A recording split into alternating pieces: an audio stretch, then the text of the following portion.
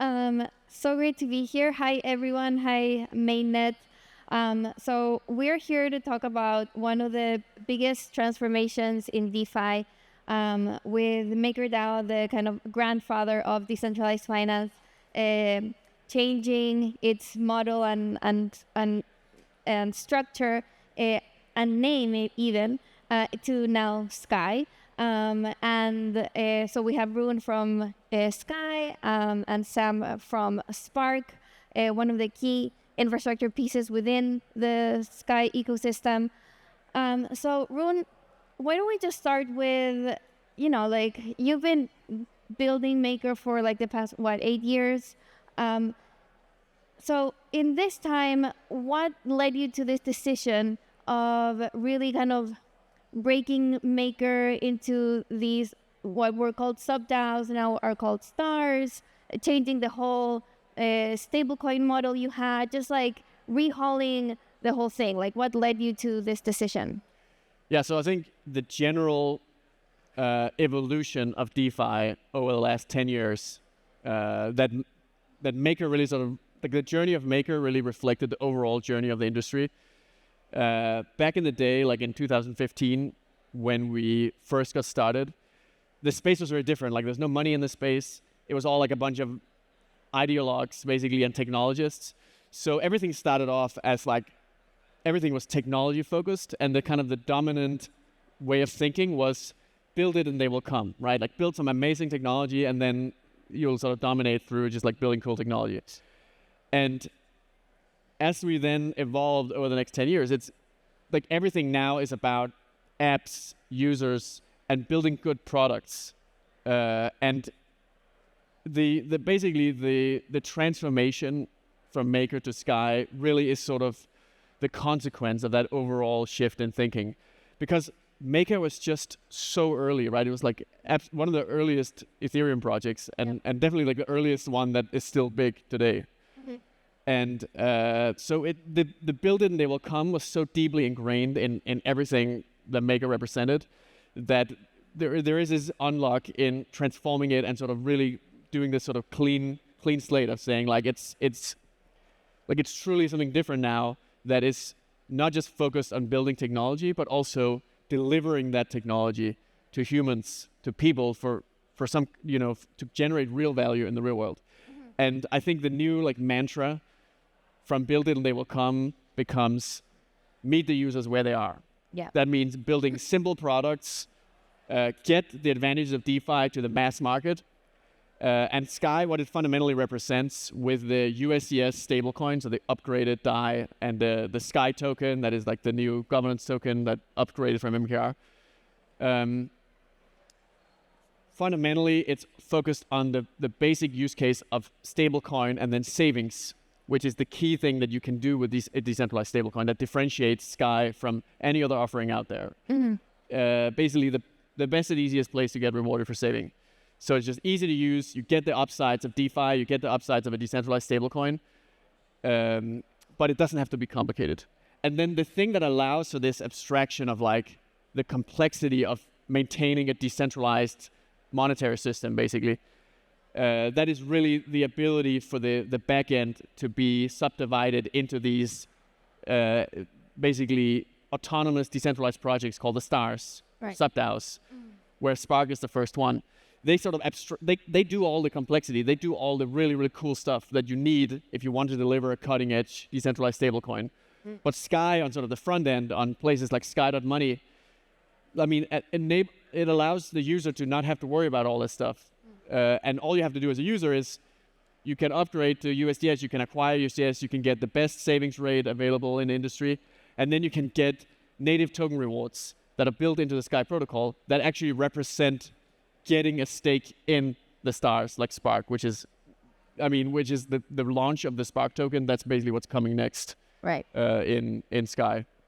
So that's a great segue to Sam. So you're leading Phoenix Labs, which is building Spark. How does Spark fit into this change in MakerDAO, and how does it help it reach this vision of meeting users where they are and just being the best place to get savings on crypto? Yeah, for sure. So I think that's the best way to put it is meeting users where they are. So you can think of it like Sky is this wholesale lending infrastructure, and then Spark is the like piping that connects that out into all the various products in DeFi. So one of the things we're launching very soon is a connection into Aave, both into their Lido market via direct liquidity injection, as well as there's going to be SPK rewards on the new USDS market that Aave is putting out, launching tomorrow. So you can go out there and get rewarded for depositing into Aave. And this is really just the beginning. So generally speaking, Spark is going to be deploying capital across all of DeFi, taking advantage of every opportunity that exists out there between DeFi, TradFi, and CeFi. So it will be doing lending through lending markets such as Aave for when DeFi rates are high. It also takes care of CeFi lending on perps protocols such as through Athena. And then the other thing is TradFi. So when the DeFi rates are low, Spark can reallocate to treasury bill allocation to make sure that people are always earning at least this risk-free rate in the savings account. And one of the exciting things that's we've just announced like a few months ago was the tokenized T-bill Grand Prix, where various products have been competing. So like some of the panelists that were on the last panel are competing to get their tokenized treasury bill product into the Sky balance sheet via Spark. So Sky via Spark will be allocating 1 billion in USD into these treasury bill products, and this is going to be a huge momentous occasion for the industry, which will, grow the entire market size by a sizable amount. And yeah, this is really the way to think about Spark, is just provisioning and optimizing yield across all of DeFi to deliver this very optimized yield to users who just want this nice and easy savings rate on the other side. Great. And so this massive overhaul is, already underway. I believe last week you just launched USDS, the stablecoin that replaces DAI. So DAI was one of the first stablecoins, definitely, I don't know, maybe the first decentralized stablecoin. It used to be 100% backed by ETH, and you started adding all these different types of collateral. And I understand with USDS now the idea is to make it just like maximally targeted to just like a mainstream user with many different types of collateral, real world assets, and so on, right? So how has this migration gone? Like if you can say kind of the, I don't know, early adoption numbers you're seeing, how's it going? Yeah, so actually breaking news announcement is that the USDS supply, less than 2 weeks after launching, has already crossed 1 billion in total supply of USDS. So I think that really showcases that basically the momentum and the track record of Maker is being carried over into this more modern and thoughtful branding and design of like a more mainstream appealing decentralized stablecoin in the form of USDS. The thing is, like, DAI is not going away either, by the way, right? DAI is still thriving and it's huge. But the thing about DAI is that fundamentally it was this build it and they will come mindset around appealing more to builders and DeFi OGs. And I mean, it's really popular, and it'll probably remain popular amongst that demographic. But I mean, if you want to bring a stablecoin to the broader mass market, if you want people that are today, the millions of people that are using Tether today, right, all over the world, if you want them to have an easy on-ramp into the real potential of what they can actually do now that they're tapping into blockchain, USDS is obviously a much better vehicle for this, right? I mean, just because it has USD in the name, that's like the real obvious upside, right? That it's a good idea to call your stablecoin name something with USD. But I think also more broadly, like the Sky brand is really, it's designed around this idea of what this ecosystem is fundamentally focusing on is adoption of the stablecoin savings use case. And Sky is sort of, I think it communicates some brand values that's going to help people feel more comfortable with kind of taking that leap from something really simple, something like, let's say, Tether, right? Like a centralized stablecoin, into something like it's a little bit more unique with DeFi, where you have to. It starts to look a bit different from what you're used to with just having money in the bank or something like that. But you get all this amazing upside. I mean, you get right now it's 6.25% in the savings rate on USDS, and that's because basically because of Spark. Like that's because Sky is able to tap into value generation on the back end of its stablecoin in ways that a centralized stablecoin can't possibly do, because we're talking about the best of DeFi and TradFi and CeFi through all all the ways that Sam just described. And then on top of that, like if that wasn't enough, you can even get tokens as rewards themselves on USDS, right? So this is like the unique killer use case of USDS that is like, you can only get that with USDS. There's no other stablecoin offering anything like this, right? Which means literally the value of the value generation capability of Spark itself is going to be available to the holders of USDS directly as the SPK token. Like that's how the SPK token will launch. That's how it'll be distributed. The majority of it will go to the actual, the users growing the ecosystem by holding the stablecoin. So it's like really a good on-ramp into DeFi in like the kind of the lowest complexity possible way, right? Because you can get these DeFi tokens that are delivering real value, delivering real profits, and all you have to do is hold a stablecoin. So let's double click there, because I think it's important to really distinguish between token rewards that have been so popular with airdrops and points that are great but feel a bit unsustainable, right? Like you can only airdrop once, and who knows how those tokens will retain value.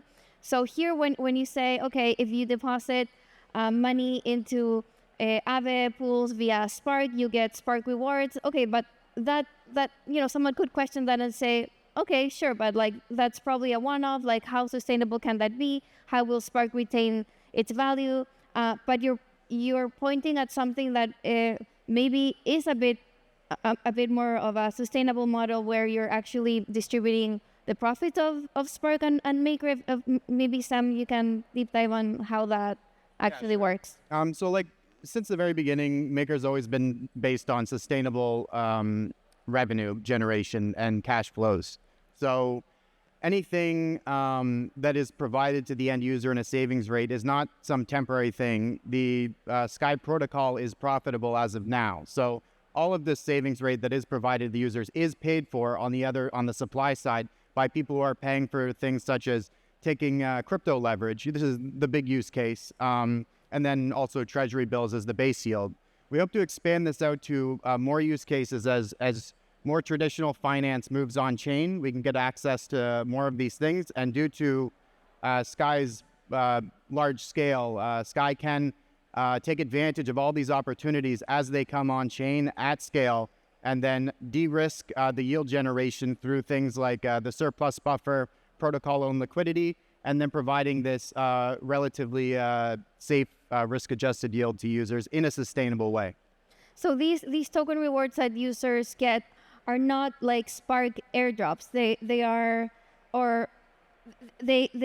representing or they're coming from Spark and Sky's profitability, right? Yeah, and I think I want to try to put it like, so the thing, so the savings rate, they're like Sam just said, right?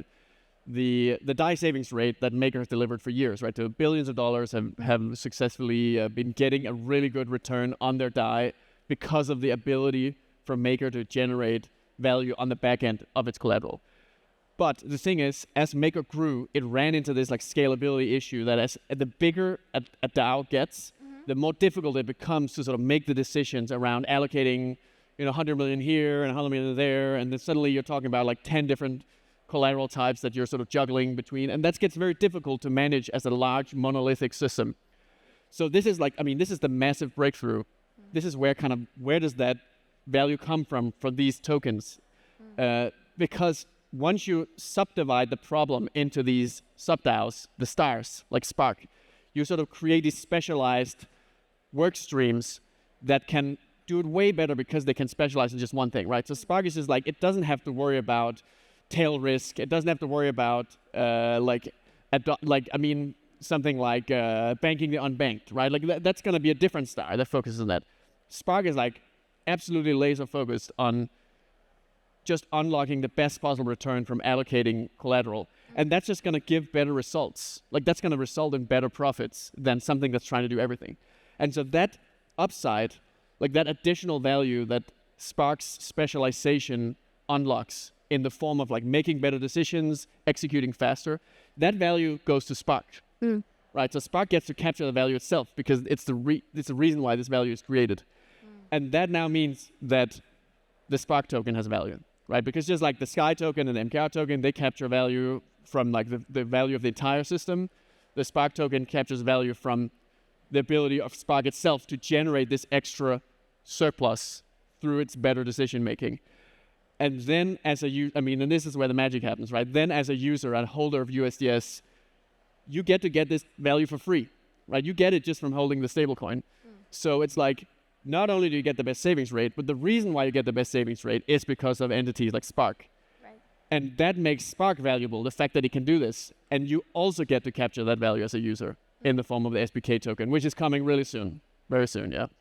Very cool. And then you've talked a lot about like meeting users where they are.